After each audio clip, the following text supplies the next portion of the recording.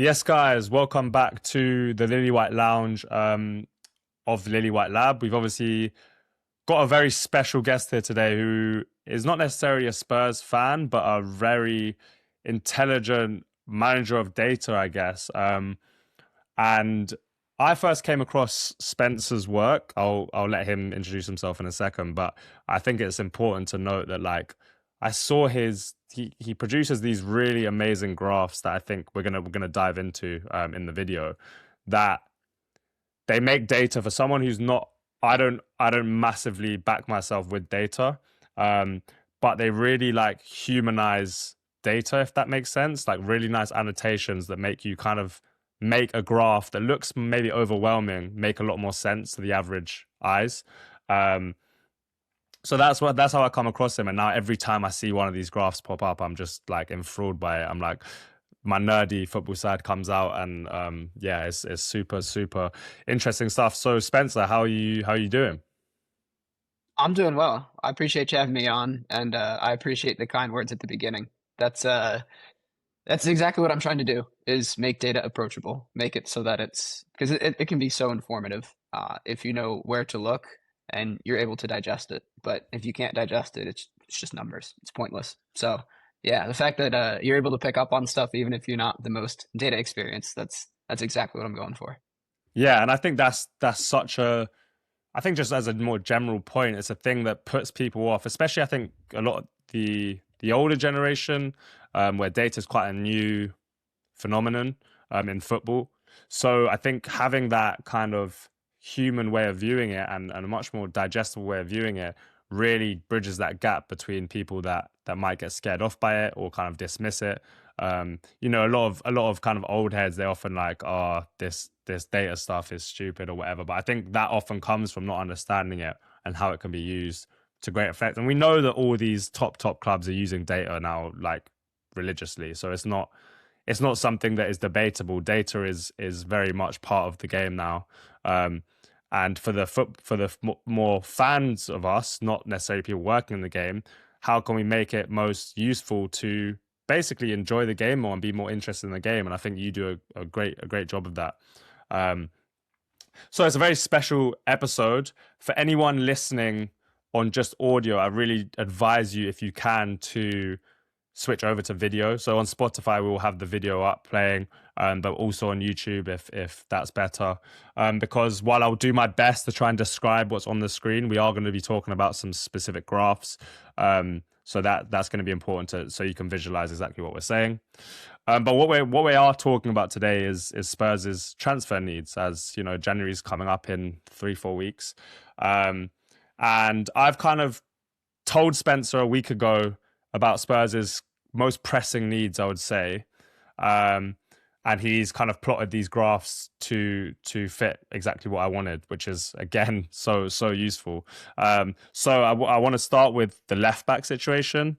So I'll quickly go into why I think Spurs need a left back. I think it's pretty obvious to everyone. Udogie, while I think he's a great fullback, he can't stay fit right now, and hasn't really stayed fit for a long amount of time since he joined. We've got Jed Spence playing there a lot of the time, who's a right-footed left back. I think he's really struggled for most of the season. Recently, what's been great is that we've had our left winger keeping more of the width on the touchline, which has allowed Spence to drift in field, be more free in the positions he's picking up, and in turn of that, he's looked much more confident, so much better driving infield than down the flank. But what I kind of asked Spencer to plot was different types of left backs, because you could go with someone of the Udogie mold, who's a kind of athlete, capable runner, someone who can drive up the flank.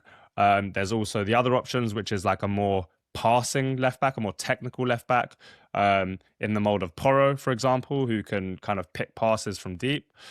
So Spencer, I'll leave it to you to kind of first talk about how you plotted this graph, and then go into some of the names and stuff like that.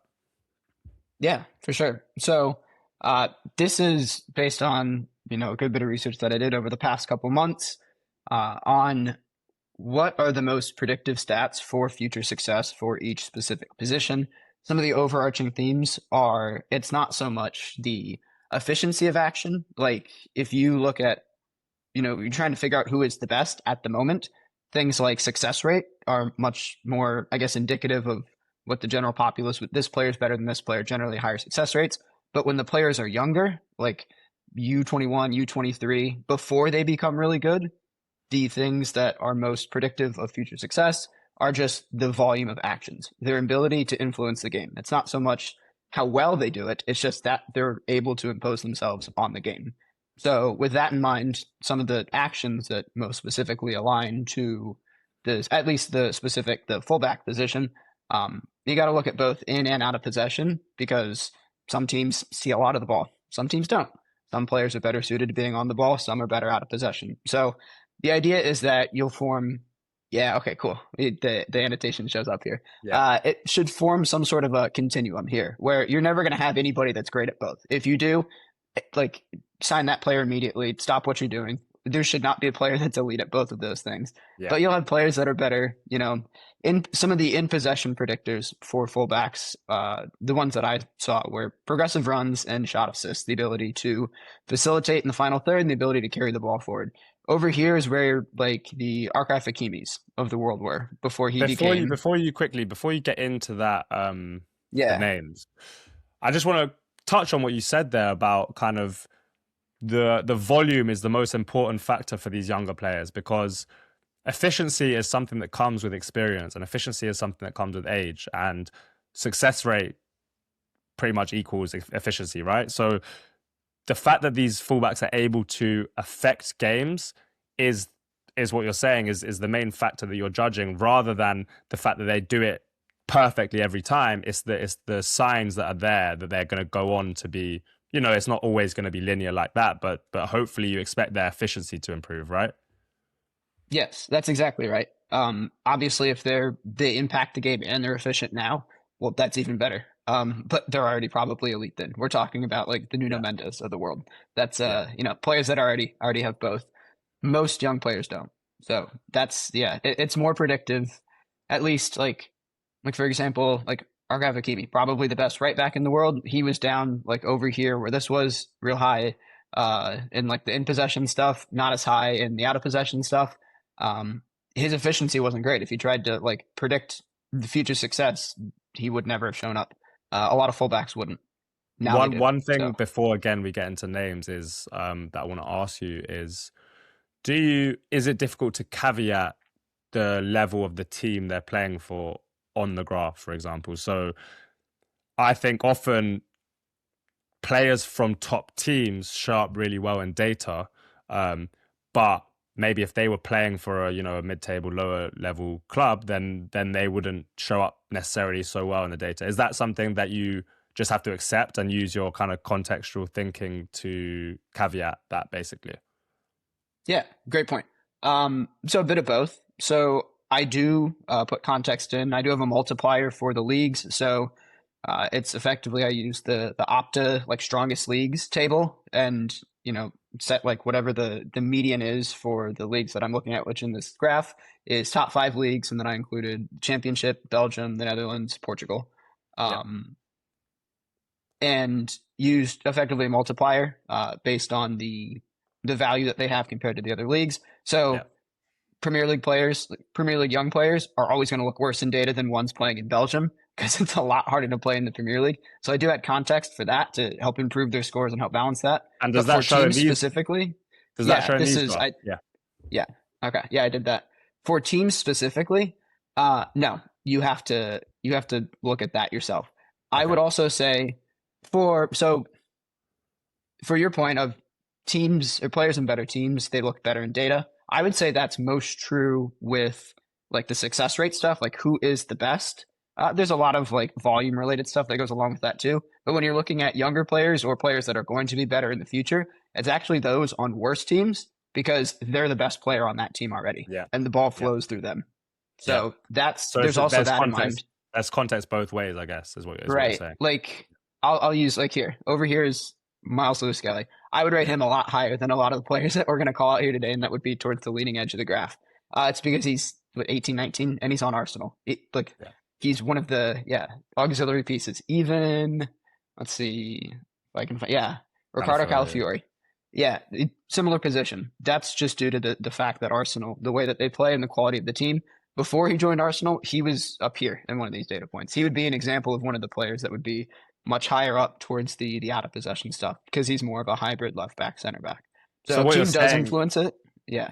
Go ahead. so what you're saying basically is that these really talented players, when they're at the lower level teams, play runs through them a lot more. So if you have a really talented young left back, for example, in your team, and you probably, for a lot of these lower level clubs, know that he's only going to be there 1 or 2 years, you're probably looking to maximize what you can out of him for the team in that season. And probably for the most talented, I mean, fullbacks is a very different position, but you're looking to maximize exactly what they offer for that short amount of time. So if it is a flying wing back, you're probably going to get him in positions where he can really affect the game in that final third, or vice versa. If it's a defensive player, you're going to want him to have as much defensive responsibility as possible. Yeah, that's exactly right.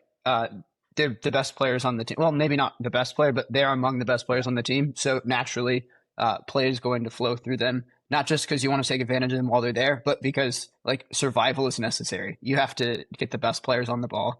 You have to have them influence this game as much as you can. So it does make for like, oh well, better players from better teams will like look worse in this sort of a sense.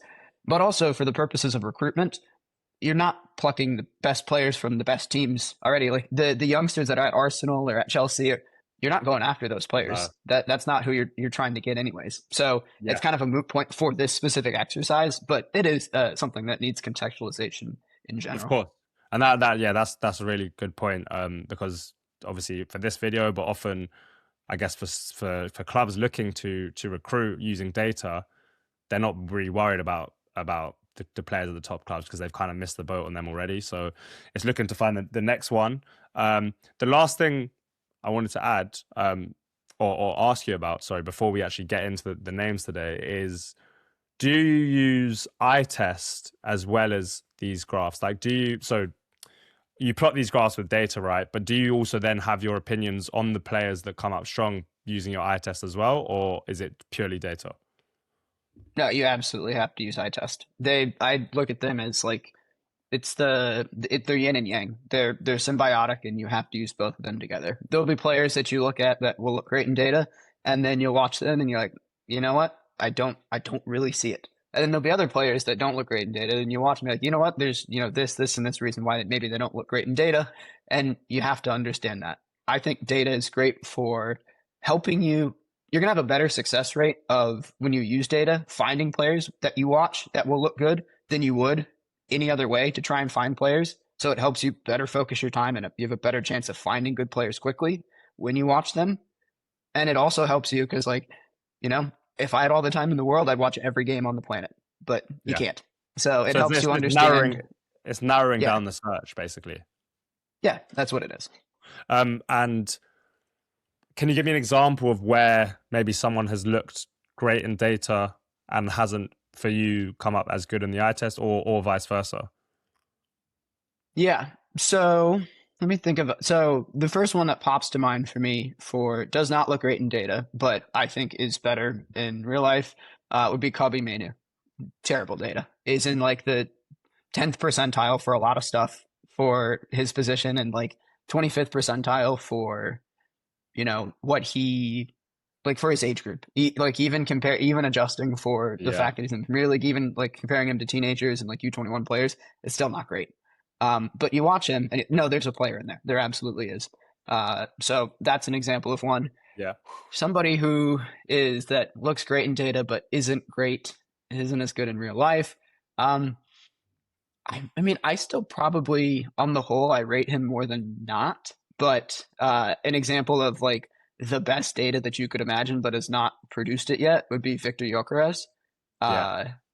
Everything about him, not just like the finishing conversion rates, but like some of his on-ball stuff, the success rate of his carries, how far he would carry it, a bunch of stuff like that has not either translated to the Premier League or has not translated what Arsenal does, or it's just taking some time to get in there. But he would be an example of a player that like insane data, but then you watch him and it's like it Yes, hasn't Spurs. translated. And even when you watched him in Portugal, it didn't look at it. He looked like a 7 or an 8 out of 10, but his data was an 11 out of 10.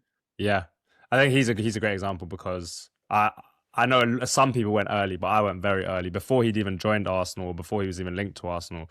I said I don't see it with him, and I'm someone who heavily relies on the eye test, and I want to get much better at using data. And I think from the eye test, I just thought he looked clunky, and I thought with minimal space in the Premier League or much higher quality structures that he was going to struggle to get the same separation needed to get those shots off. That when he does get shots off, he's high quality, but I think the issue has been he hasn't really been able to get shots off in the Premier League. Separate point, obviously, we could talk about Gokesh, but let's move into the left backs then. So yeah, just talk us a little bit through some of the names and what you found basically. Yeah. So, like I said, the in possession, the best predictives were progressive runs and shot assists. This is all using Wyscout's data. So their specific event tags and definitions maybe won't match what you would see with other public sources, but that's who we're using.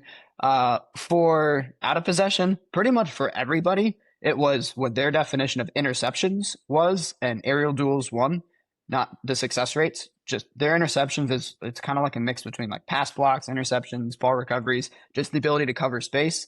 And then aerial duels won is like the number one thing that correlates to like, are they physically ahead of their age group if they're winning the ball in the air? Even shorter players that are like physically ahead, not bigger, but stronger, faster, Yeah, will of win course, in the yeah. air.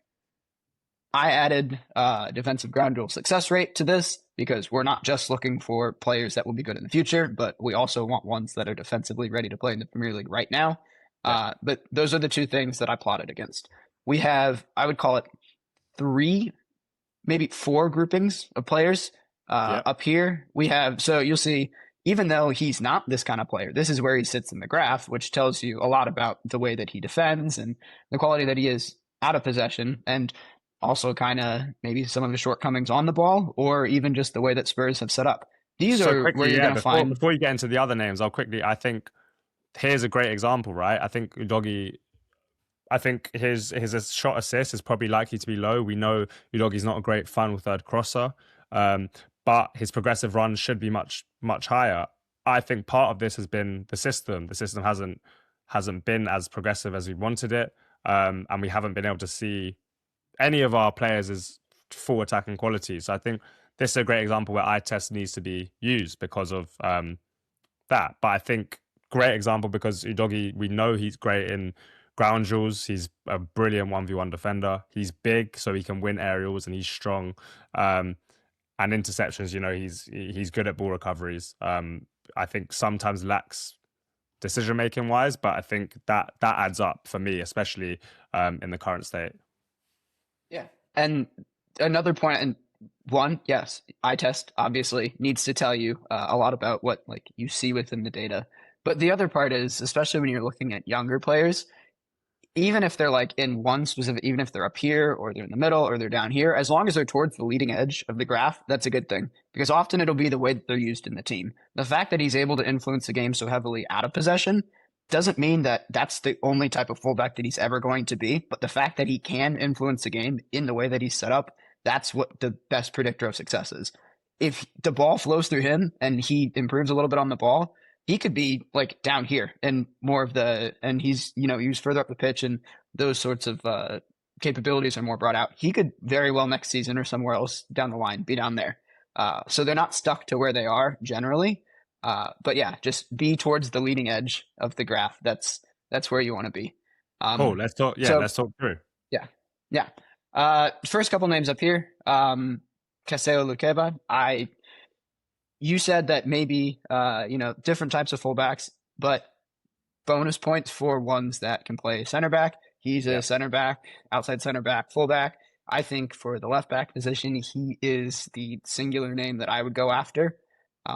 Really, really excellent passer. He has a lot of the stuff on the ball that you would see from like a central center back, but he does it from a more outside position where the angles aren't as good and there isn't as much space. Really good dueler on the ground. His shortcoming for the most part is He's 6 foot and smaller for a center back. Not as big of an issue for a left back. So his aerial abilities, where that is a detriment playing center back, not as much of an issue out wide.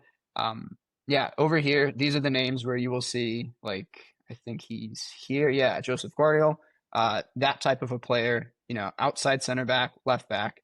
That's where these players should be on And the that, graph. that And I think that's really useful Lukaku's the best one. for people who might not be aware of, players who don't play in the Premier League.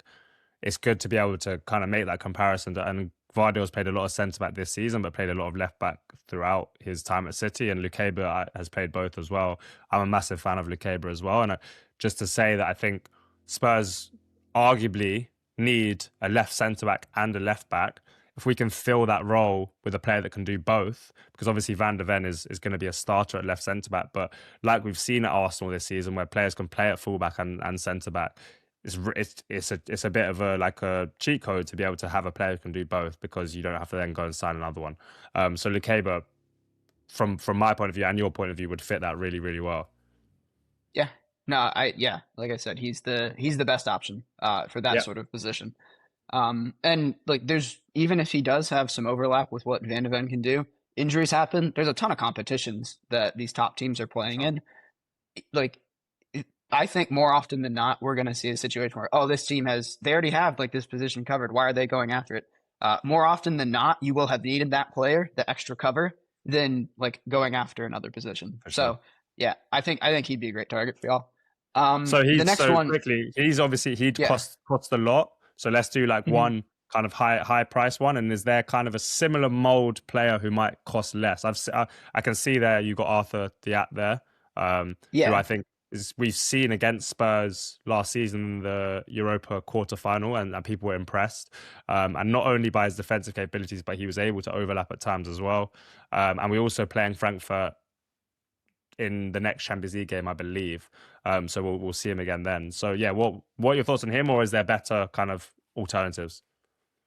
Yeah, he would be the secondary, less expensive option. I think he's more center back than left back, I think. Although he's a really good crosser of the ball. A lot of the same stuff that Lukeba has. He's not as good at covering in space. I don't think it's more of his out of possession stuff that's more center back suited. It's better in the air, better sort of interventionist than he is like an outright dueler. But no, he'd definitely be a cheaper option. I'd also throw out Valentin Gomez from Real Betis. I don't know if he came from, I think, River Plate or somewhere in Argentina this past summer. I don't know if they'd be willing to part with him after 6 months, but if you could like cash in on it, I think they probably would. He's another example. He's in the similar vein of center back, left back, good like covering in space. I'm not sure how great he is going forward, but he's pretty solid like within the earlier phases of possession, building up from the back. Nice. Okay, so that's one little grouping. What have we got next? Yeah, more of like almost like the best of both worlds one would be next. So that would be here.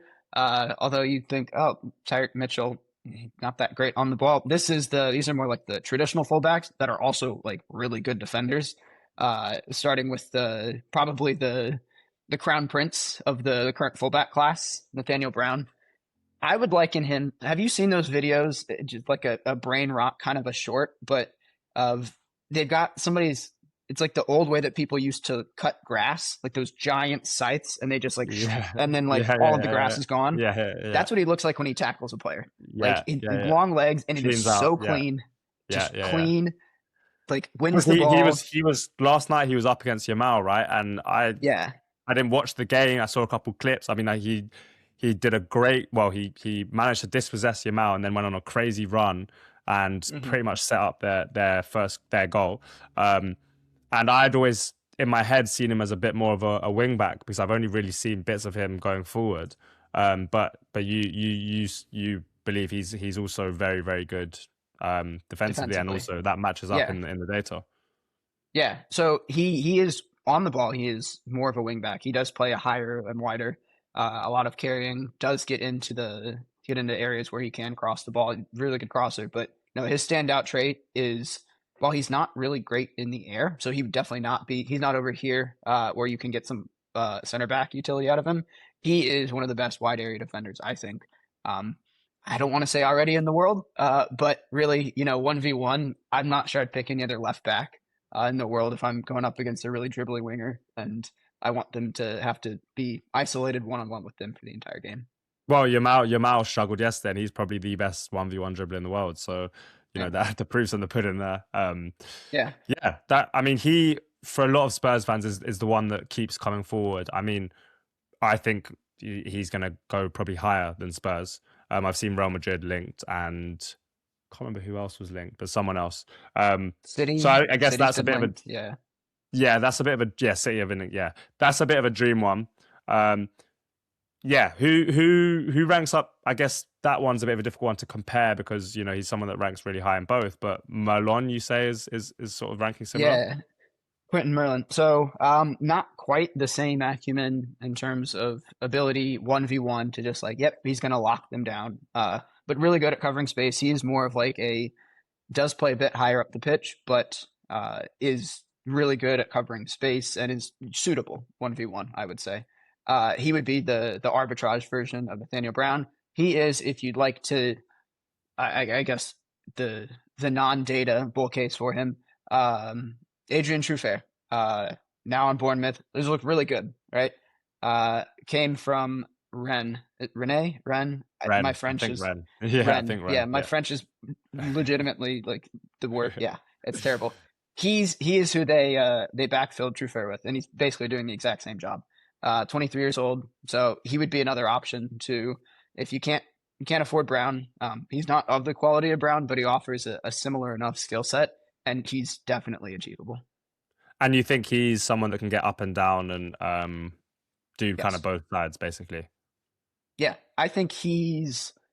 I mean, you can see he's slightly more to the right than Brown. I think he's probably a better crosser of the ball. Yeah, I've seen And what I've watched from him both of some of them. his crosses. Yeah, Yeah, I think he looks yeah. good. So, yeah, he's slightly better on the ball, not as good off the ball, but a similar thing that they would offer in Yeah, terms of wide fullbacks that you'd be happy with them, with a decent amount of defensive responsibility. The final grouping is a larger grouping down here. yeah. And if you hadn't noticed the different colors, put the Spurs Age. players in white. U23 is green. 24 to 27. Realistically, you're not recruiting anybody older than 27 years old. Yeah.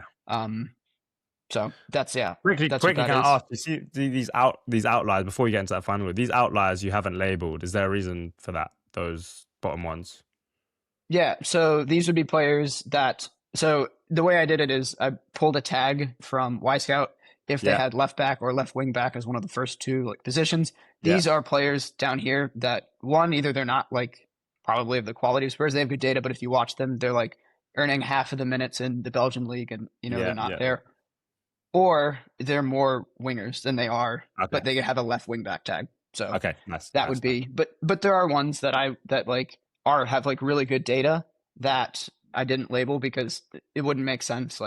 An example of a player that influences the game, looks good in data, doesn't look great in real life yet, but he's really young. But Patrick Dorgu would be an example of a player that I'm still really high on, but is realistically, even if he looks good and he kind of fits what the type of player that Spurs could need, it's just not going to happen. Yeah, so, of course. Yeah. Okay, let's get into the last group then. Yeah. So over here, more is and this is now be the third time I've said it. This is where the Achraf Hakimis of the world used to live. The name that I would pick out here would be Diego Moreira. That's the one that I was going to ask about. Yeah. Yeah, if you can pry him away from the Blueco umbrella, he's having a great season for Strasbourg. I think he provides with almost what you get from 95% of what you would get from a really stellar winger, and he's solid enough defensively. I think he'd be if you want more of the up and down, fully up and down fullback. He's probably the best option. I would also shout out here in more of the Pedro Porro mode, and here's where he would have sat when he was younger. Here's where Trent Alexander-Arnold would have sat when they were younger. Cambiasso and Juan Miranda, both in the Serie A, more offensive fullbacks, but are really good on the ball. Have center back, center midfielder type, progressive pass accuracy, things like that. And when you watch it, eye test passes the same thing, but they do it from out wide. So if you want more of that within the offensive fullback, I would look at some of those names. If you want just like the traditional bombing up and down, left wing back, Diego Moreira is the name I would pick. And so that's really interesting because the way that Spurs have been setting up, I think in their best performances this season, which have been rare, is a 3-2 build-up shape where the left back is actually pretty much a winger in possession. So you've got Porro dropping deep, being able to kind of pick passes, similar to how we saw Trent used in his last season at Liverpool, sort of a quarterback-esque player. And then you've got the left back really high and wide, and the left winger tucking in to be more of a kind of second 10. And I think that's been quite successful for Spurs in moments. And I think someone like Moreira, who when I first came across Moreira was a flying winger in the Benfica academy. I actually made a video on him years ago when I was really excited by him. And yeah, he seems to have kind of matured into this still flying winger, but at left back capable of being defensively solid enough. So I think that's another great shout. If obviously with him being owned by Strasbourg at the moment, well, no, is he still even owned by Chelsea? One of the Blue Co sort of partners. Is there an alternative to like a flying winger type player who can play at left back? On the graph. Yeah, I would say Chelsea, Blue Co, they're willing to sell. Yeah. They're as much into hoarding talent as they are player trading that talent. So if they think that they're getting a good price for the player, they're more than willing to move on. Obviously, bar the Caicedos are the ones that are already like extremely integral to the Chelsea first 11. So Yeah. I do think he's achievable. But if they say no thanks, we're not going to sell to a rival, which also they could. Possible. I picked out several names here. The one I would probably think would be the combination of best, most achievable would be Kasum Autara. He's on Monaco. He's a very similar player to Moreira, just not quite as good right now, I would say. But yeah, if Moreira doesn't work, but you want this mold of a player, I think he's probably the best option for it. Just out of interest, how old are those two? Moreira is, I'm going to say 23, and I think Autara is 20 or 21. So a good bit younger, which explains the gap in current ability. It's just the experience at the top level and what Moreira has gained in that time. So just to recap the left back, we had Lukeba, Arthur Thiat as sort of left centre back hybrids. Lukeba kind of the ideal choice, which I've been big on for Spurs for a long time. I think both of them can cover both left back and left centre back, as can Van der Ven. So it provides more cover on both positions. What that would mean is that the right back is likely to have more offensive responsibility in the way we set up, especially as we set up with that 3-2 shape and build up a lot, and there's responsibility on one of the fullbacks to get high and wide. So then you're looking at probably Spence or Porro doing that, which is fine, I think. But then the passing responsibility from those deep areas has to be on those players who I think Lukeba and Thiat are very good passers. So it's possible that would be that would be enough. But Porro is obviously that quarterback type passer, which I don't necessarily see for those guys. In terms of the kind of opposite profile, which I think what Udoghi's been doing or trying to do for some of the season, we're playing really high and wide. We've got Diego Moreira of Strasbourg, very, very talented player. Ouattara of Monaco, too. And then you've got the sort of hybrids who can do a bit of both, which again, the club might be more interested in Nathaniel Brown, which I think, in my opinion, seems quite unrealistic now. And then you've got Quentin Merlin, who is at Stade Rennes, French player, who I've been impressed with and I've seen as well. So that's the left back summed up. Shall we move on to the midfielders? Absolutely. So just to explain the midfielders quickly, we have had an issue at Spurs for a long, long time. I think we've lacked passers in midfield for a while. We continue to buy number 8 type players who are carriers. Pape Sarr, Lucas Bergvall, Archie Gray. While some of them are capable passers, they're not top in that, and they're probably better at progressing the ball through carrying. Bentancur's the same. João Palhinha, I won't even get into because he just doesn't progress the ball in any way. So I think I've been big on us signing a potential passer in midfield, but I think there's also an extra step to this where it's not just necessarily the ability to pass, because you see Liverpool get away with Gravenberch, and I think Gravenberch is a good passer, but a lot of his progression comes from being able to receive it on the half turn and then beat his marker, and then the space opens up and he can slide the ball to someone further forward, or he can carry it even further. So I think there is room to be able to progress the ball in other ways, but I think what you really need if you're going to have that is the ability to play on the half turn when you are receiving off the back line. So it's just basically a highly technical midfielder who can progress the ball to a good level. Ideally, I think passing is something we miss in the team, but there's also players who can do that a bit through carrying as well. So let's speak on that. I've got Spencer to basically, I think long term we need two of these, because I think most clubs cannot afford to just have one. We have zero. I think two, kind of one in the younger end, and then one who's ready to step into the team and make an impact. So I got him to plot two different graphs. So kind of one is more of a project and one of them who is going to improve the team immediately, hopefully. So over to you. Yeah, so first one we'll do is the ready to improve the team now. So age 23 to 27. A lot of the names that you'll see here, I mean, you can see the Spurs names. You described it really well. You don't have any of them, and you can see that on the graph. You don't have any of them. So you have like you have James Madison's, Kulusevski if he ever gets fit again, if either of them ever get fit again. They're more down here. They're playing further forward. It's not really that type of midfielder.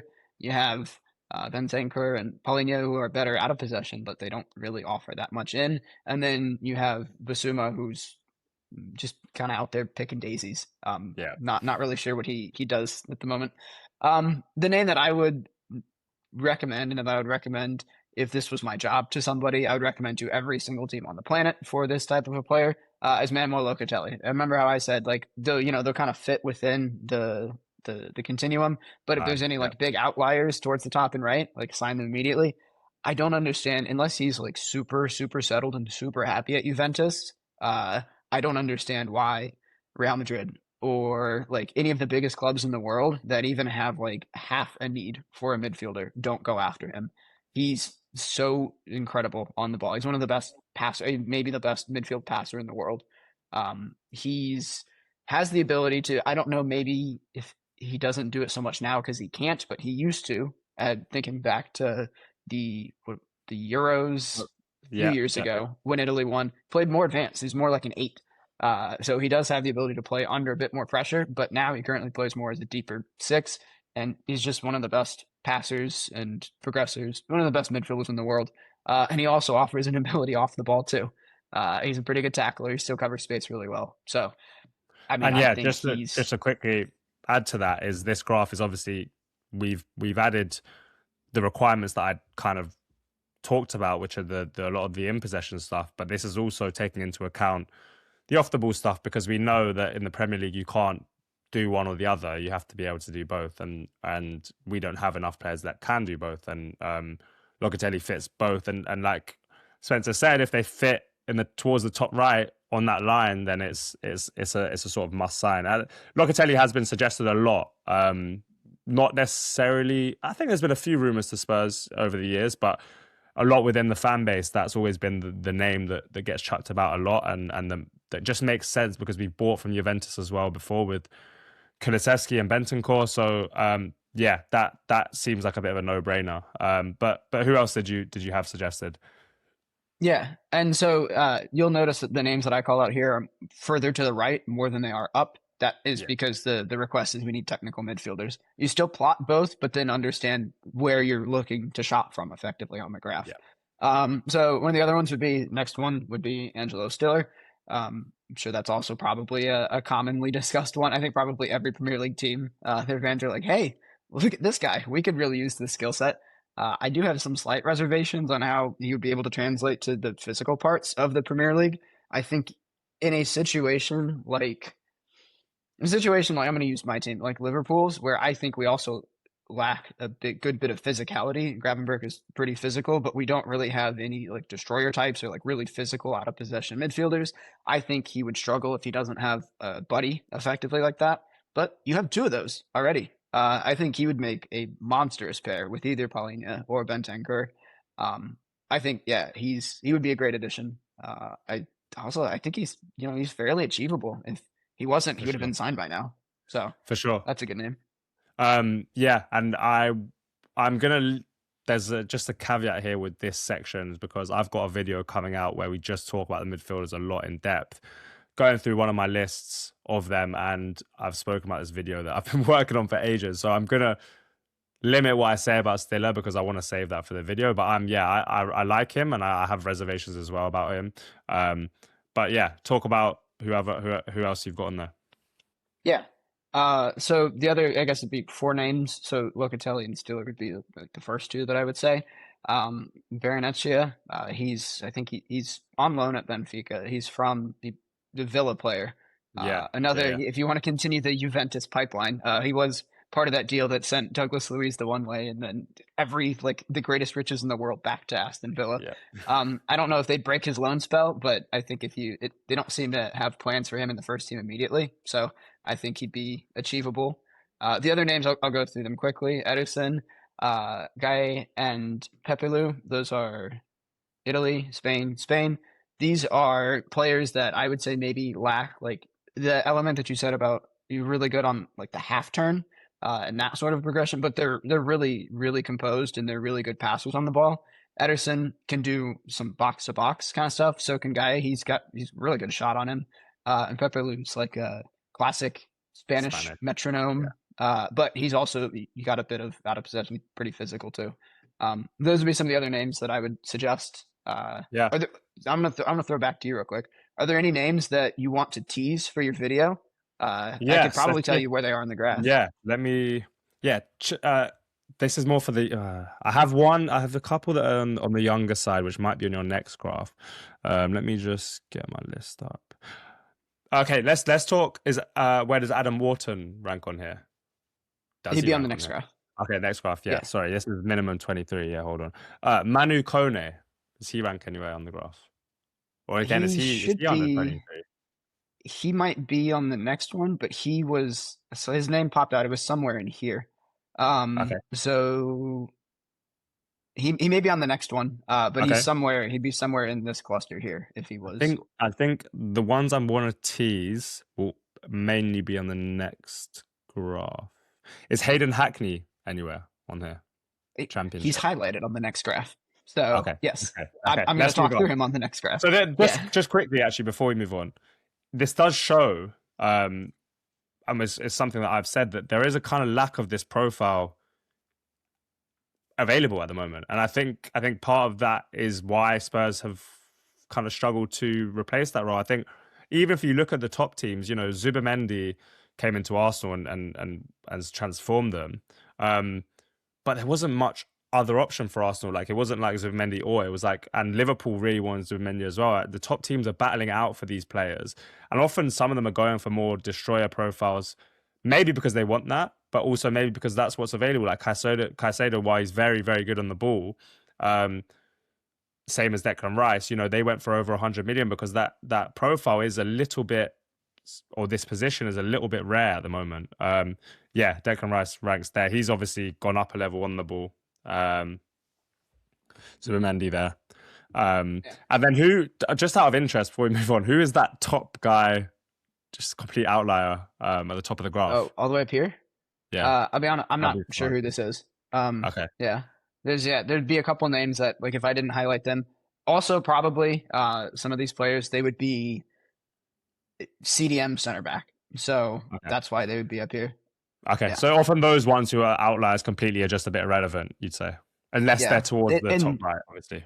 Right, and through the nature of positions are fluid in football. It's not like the NFL where it's like this player is a receiver, this player is a running back, and you can like very easily group them. Players vacillate between positions, so you have to filter. You have to stop the filter somewhere. So those would be players that they just Okay, so Locatelli we have as like the perfect guaranteed kind of player to improve that midfield. Then you've got the kind of second two options, Angelo Stiller and Baranchea. And then we've got a few others slightly behind them.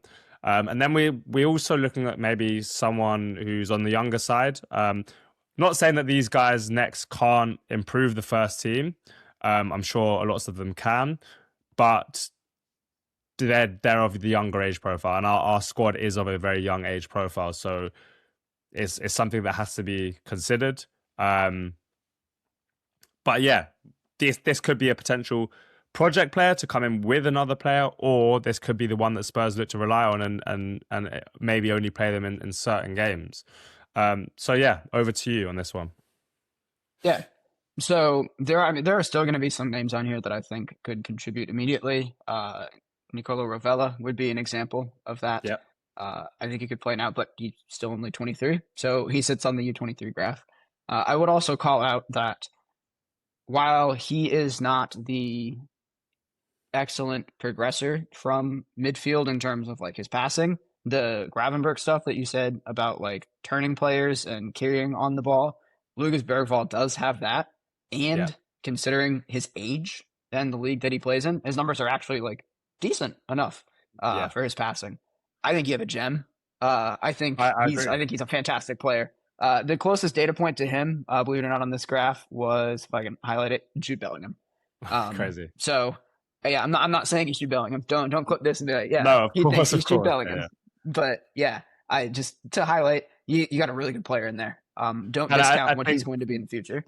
I think with Bergvall, everyone can see the quality on the eye test, and I think there is so much to like about it. I think with him is he makes quite immature decisions at times, which is to be expected. He's 19, which can be very high risk. So, losing the ball in silly areas, being a bit chaotic out of possession where he's too eager. He's a very eager player to impress. So I think that is kind of part of the reason, I guess, why he's been integrating slowly. But I think as Spurs' squad goes right now, I would say that probably people are most excited about his potential more than anyone. I would say he won obviously our player of the season last year.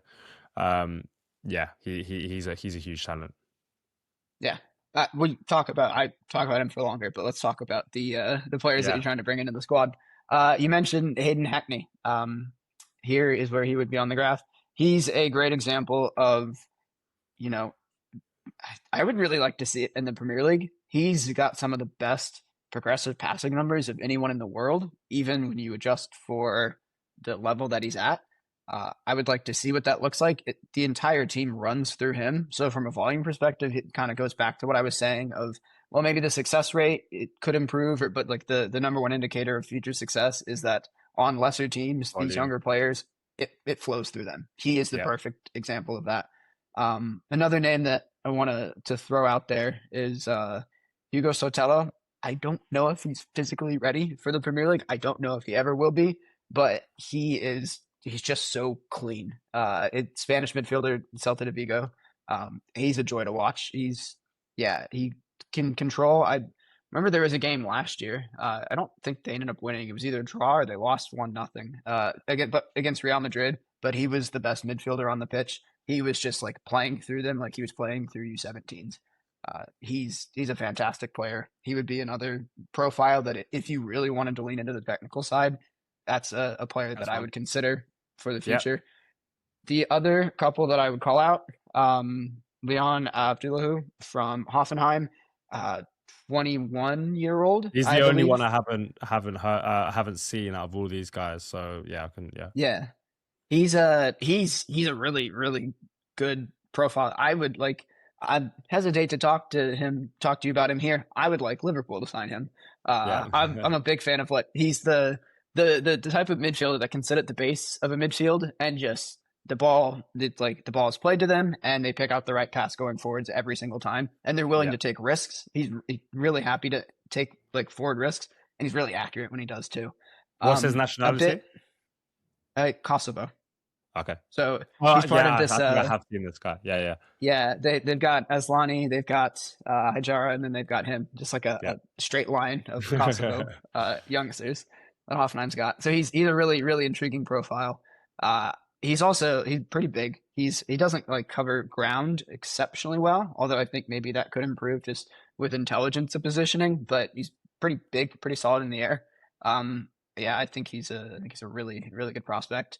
Kamara. I think a lot of people have heard about him. He is exceptional on the ball. I think his best trait is probably his set piece ability. Yeah, People think of him as he's this small, like defensive midfielder that's like everywhere, and like he is that, but more so than that, he's an exceptional passer on the ball. Uh, insane. Yeah. yeah, really Yeah, like I think him. Lamine Kamara, like and again, I don't want to say too much, but very progressive player. Like, just always wants to play forward, has an insane range of passing, like different types of passing.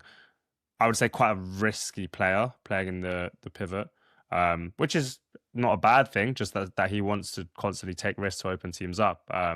So I think, yeah, another great option. Yeah, and then Travis Cisse, Yeah, big another fan of his. Estave Rene. Yeah, is not quite put it all together yet. I think he's No, like the most raw out of all of the ones that I would have highlighted. But in terms of like size and the flashes that you see, with the way he's able to, play the ball, yeah, we're talking about project here, not like we don't need him yeah, of course. immediately contributing. I think he's among one of the best in the world. We did Let say, and me, let me find where he is yeah, here. Wharton. yeah, Wharton. So this is where Yeah, he sits.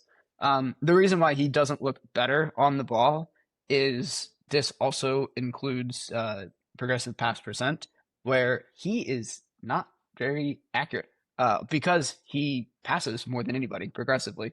So that's just sort of the nature of how I set up the graph. He would normally, just on the volume based stuff, be much more over here. and also I guess Palace play a very transitional style. A lot of what Wharton Hmm. wants to do is constantly break lines and get them playing forwards, Yeah. which obviously naturally is going to mean that the success is lower. Um, yeah, I'd be very interested to see Wharton in a more controlled setup and see if that kind of constant need to play direct and break lines all the time is just in him, or it's an instruction where could he start controlling tempo more? Could he, you know, have different types of passes in his game? That's a very interesting one. I'll give you a few names. I just want to just see where if they rank anywhere. Um,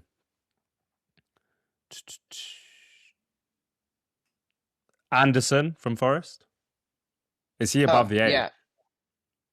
No, he would be, he's one of these, he's somewhere over here. Maybe he's, hmm, hmm, I forget where I saw him. I thought that he was more over here. Yeah, Give me another name. I'm gonna look up yeah. where I'll he give you is. another Well, name. yeah, Chema Andres, who's been he at. did not make the minutes. Yeah, he did not make the minutes cutoff. But I'll tell you where he would be. Okay, He would be close to being an outlier. Just on the minutes, so because he's only yeah, played like 500-600 minutes. But he would be. but I give him more time to come back. But yeah, he looks he's very good. as Yeah. a player. Yeah, That's yeah. because I'm going to comment. I'll speak about him on my video. The last one I wanted to just mention, who plays a bit more advanced at times, is Keith Schmidt, the Yes, Dutch midfielder. yes, he is one of these data points down here. Um, And we're looking at these guys who are much more final third. Yeah, yeah, yeah. yeah. So Yeah, down closer to more, where James Madison would be if you think about back to the previous graph. yeah. Okay. That's that. I could talk about this midfield position a lot more, but I'm going to save it. So let's move on to the last one, which is, I think, I'd say people are most excited for, because I think they've seen how transformative Kudus has been to our right flank this season. And there's a clear gap on the left side for a player to really come in and change the way Spurs attack, take us to the next level. I think at the moment, I'm not necessarily as big on signing a left winger as everyone else, because I think this position needs care taken, especially with some of the young, talented wingers we have in there.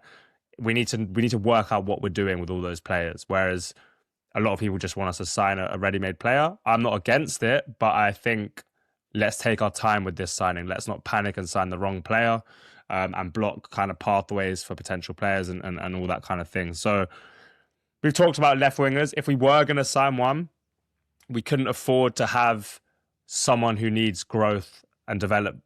Obviously, growth and development is always great, but they need to be able to make a first team impact straight away, because there'd be no point in signing someone who needs time, because we have those players in the squad in Matisse Tell, Wilson Odobert, Mikey Moore out on loan. So the left winger, if it is signed, needs to be a guaranteed first team player. So on that, let's move over to that graph. I'll let you speak on this one. Yeah. So very, similar thing of the theme of the other graphs. Out of possession, more physical based stuff is on the y-axis. The x-axis is on the ball stuff. The most predictive things on the ball, where the ability to not find the quality of shots or find the quality of pass, but just find final phase actions, and then the ability to run on the ball. Some of the other things that might have been interesting instead of progressive runs might have been like dribbles or offensive duels or like long receptions or things like that. But if you look at progressive runs, it is the singular data point that kind of threads the needle between all of those different things. So that's why those were the ones Quickly chosen here. before you continue, I forgot to ask this early on. Is this data ranked on just this season, or is it like a calendar year, or is it a? Good question. Yeah, calendar year. So last 365 days from Monday. Okay, nice. Yeah. So yeah, good question. Should have addressed that at the top. Yeah. The number one name, the one that stands out the most away from the curve, it's the one that everybody would want for their team because he's the best ready-made winger in the Premier League right now. It's Antoine Semenyo. I believe you guys are linked. Yeah, that's probably the player we've been linked with most out of any position, any player. For the January window. Yes, I said obviously I would never turn down Semenyo. I am cautious that a lot of his work is in a very chaotic system. I think he thrives in chaos, which again is not a bad thing. I think we have a winger not in the same mold at all, because Semenyo is more of a goal scorer than Kudus, but I think a Kudus who really thrives in that way as well on the right flank. So I potentially wanted something different out left, but like you said, just ready-made, guaranteed impact, guaranteed upgrade. Semenyo is obviously that. And the winger position is really interesting, more so than I would say any of the other positions, in where you get like the physical type data and the physical contributions to the pitch, not just in the spreadsheets, but also like on the field.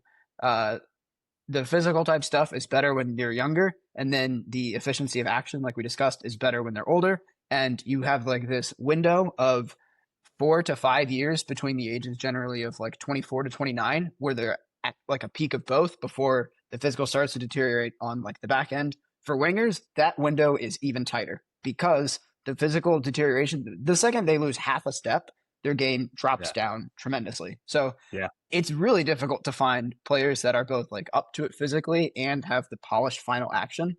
That's why Semenyo right now is so valuable, because he's one of the only players I would say in the world that has that is like achievable to be bought like right now. The other thing I guess what you're saying as well is if they lose a half a yard, then it's not even necessarily that wingers. Let's say this winger's super quick.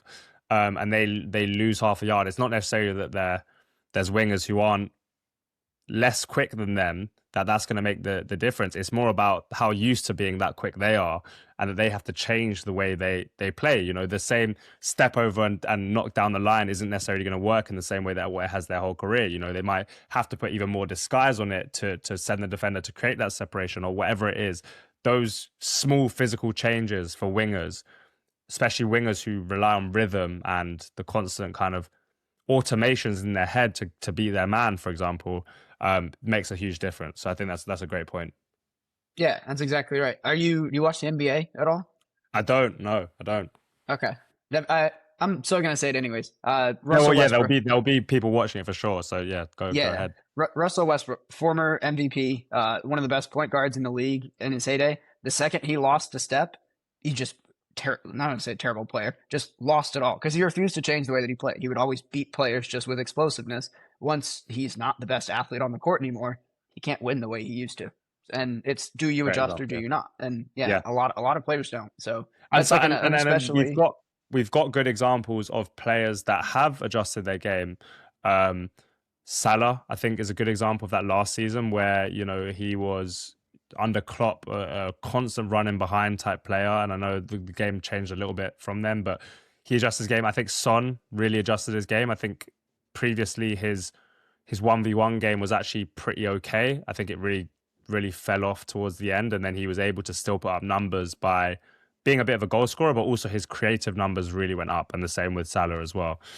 So there are players who I think the very best constantly adapt to those fall offs in certain attributes. But yeah, it's a really interesting point. But let's get into these names. yeah. So there's a quartet more towards the top, but there is still a good amount of polishing that's needed. But I still think that the level that they are at now, specifically for two of them, is Premier League ready. The first one being I call Nathaniel Brown the crown prince of the left back class. I'm going to call Jan Diamond the crown prince of the winger class.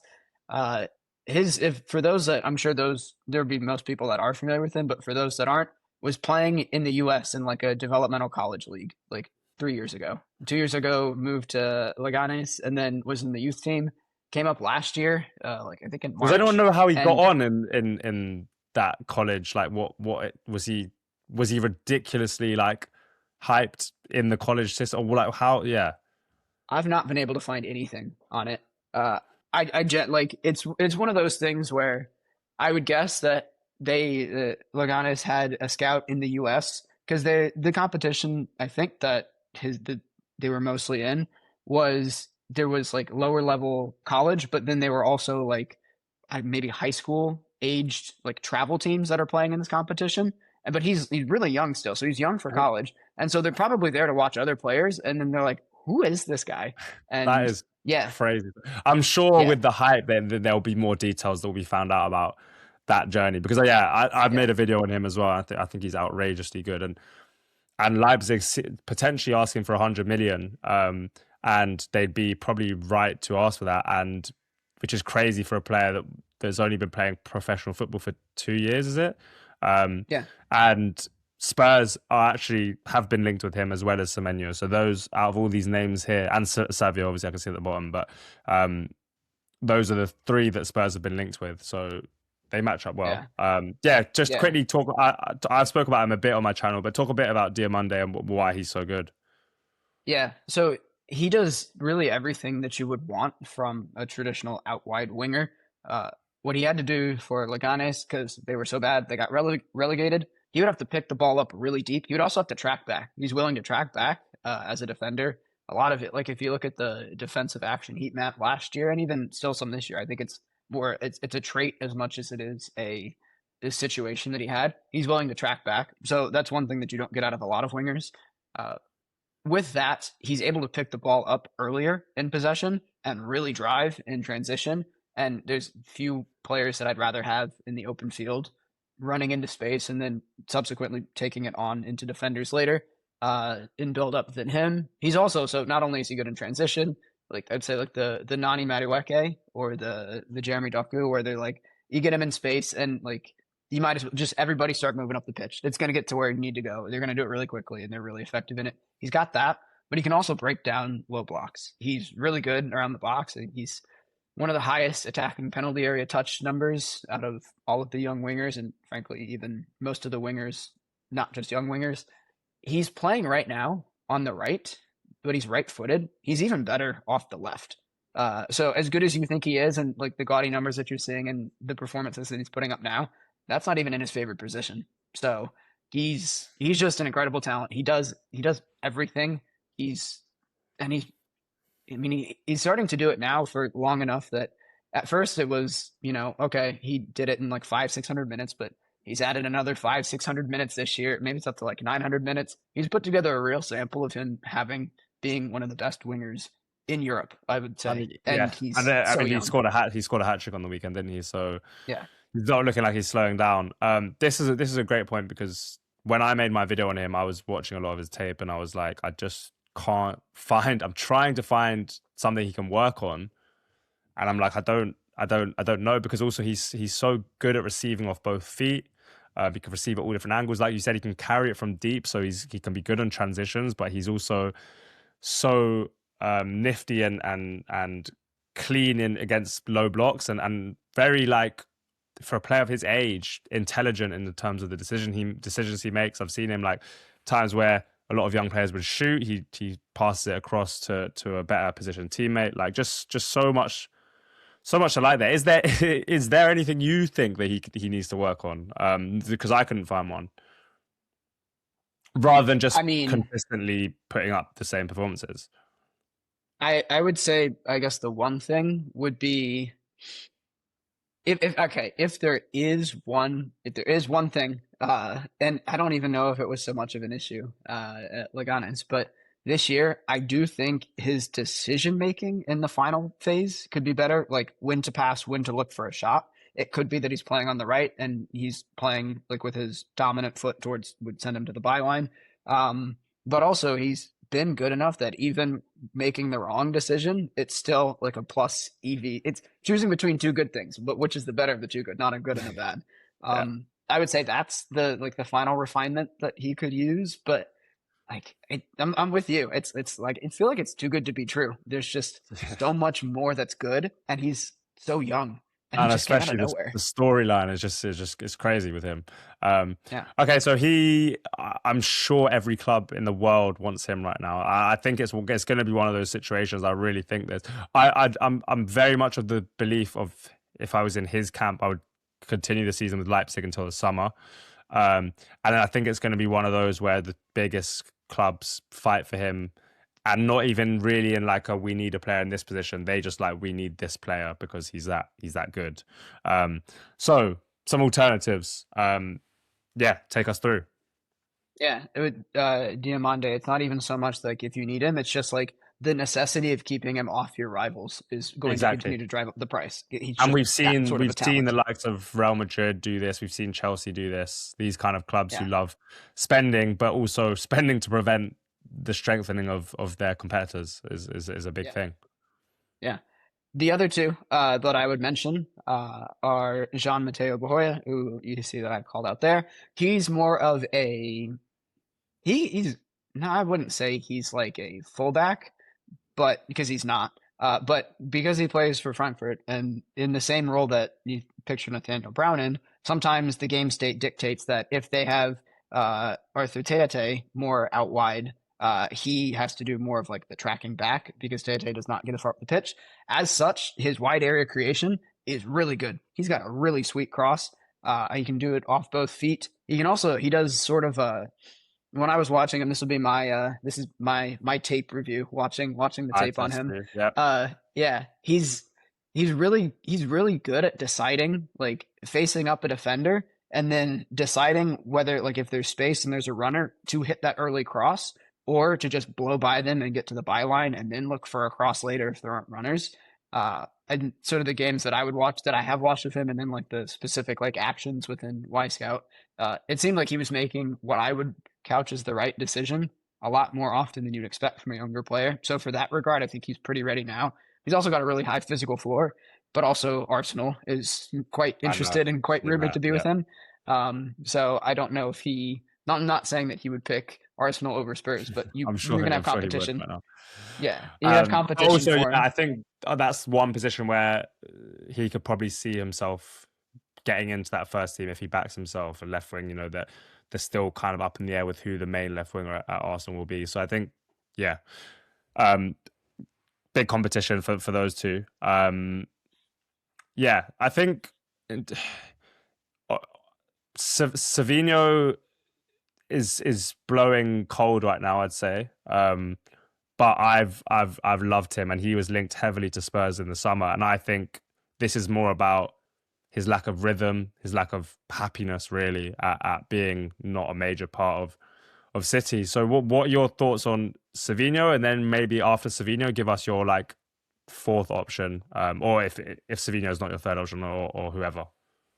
Yeah, he would probably be the third option Yeah, off this graph. Yeah, I think it's critical to remember that player growth and trajectory is never linear. It's often very up and down. It's 3 steps forward, 2 steps back type of a thing. He is right now in his Just 2 before steps you hit back. that sentence we have said on this podcast so many times that that's my go-to. Development is not linear. I've said that countless times. Yeah. Yeah. Okay. 100% agree. Yeah, that's very much the case with him. Like you said, his lack of form is, I think, due to lack of game time, not lack of ability or even really ability to make it happen in the Premier League versus how well he looked at Girona. I will say the slight concern with him is that it was the season that I think Girona qualified for the Champions League. They finished really high up. They were in like a title race for like the first half of the season. Michel is really good with the system that he puts in place, and he's really good at building around the best players and their strengths. So he did bring the best out of Savio, but he's really explosive. He's a really good outlet. I think he's more of a dribbler than a carrier. I think is probably the best. Like if you think about Jan Diamant does both. But then there are players like I mentioned Nani Madueke earlier, who I'd say is probably a better carrier than he is, or Garnacho is the perfect example. A great carrier in space, not great, 1v1 and in low box. Savio's got that like really quick burst.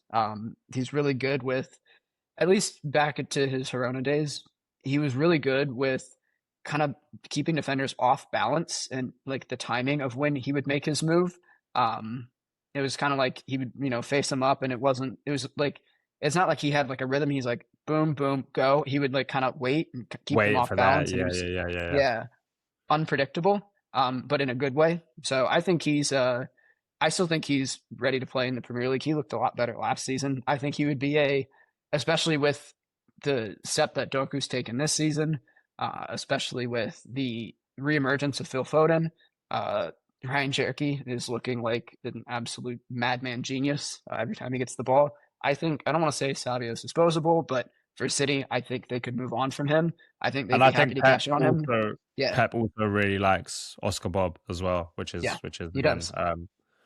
yeah. I think, like you said, I think some of the best wingers, I really like that about some of the best wingers is that they, and I don't think this is necessarily, it's all still instinct. Like it's all still instinct, but they're looking at the slight movement of positioning of their defender, whether they're on their back foot quickly and then they can attack their off balance foot or whatever it is. There's certain wingers that really are reactive, but in a good way, reactive to the defender. And some wingers are proactive. They're more about their rhythm. They're going to make it happen, whatever. But some wingers are really reactive. And I think the ones that are reactive, I think Messi is just like, he was the best at it. Like he would just see slight movements in the opposition defender and just goes the other way so quickly that you can't defend against it. I'm not I'm not comparing Savinho to Messi, but I think that's a great point.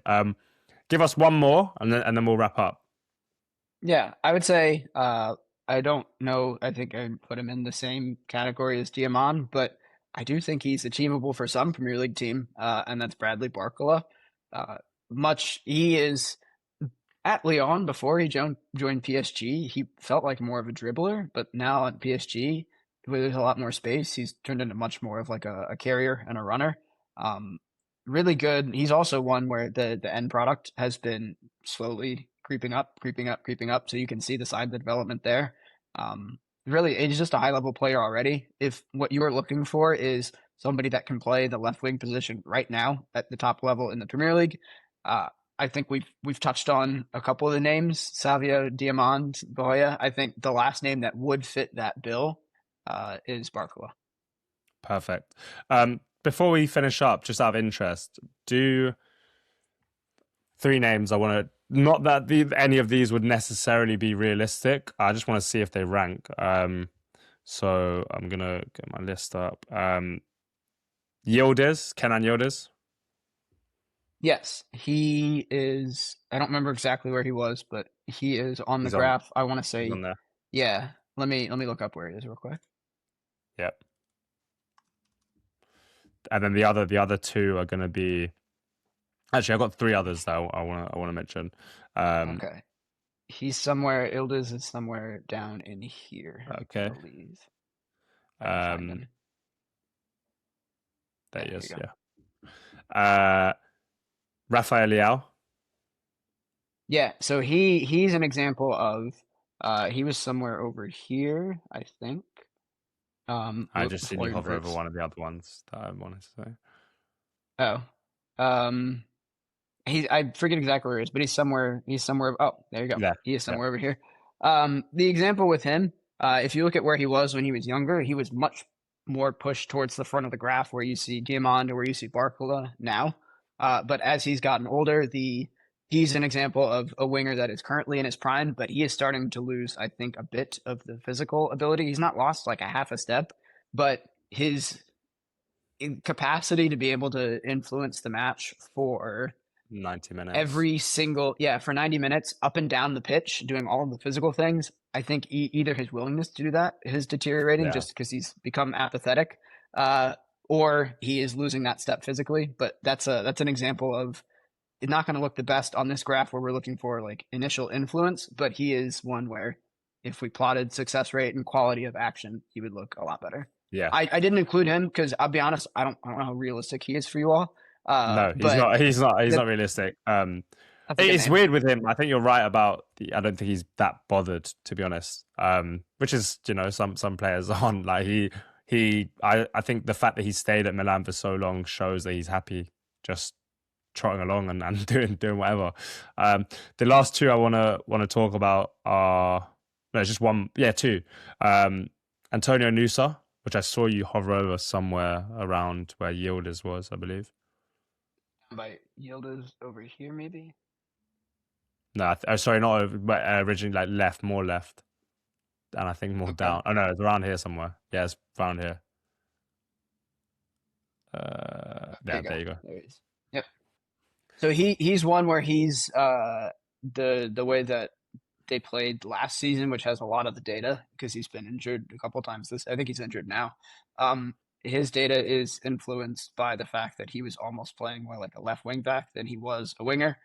If you look at like the way he's classified on like public data like FBref, they call him a DF comma FW, so Yeah, defender first before forward.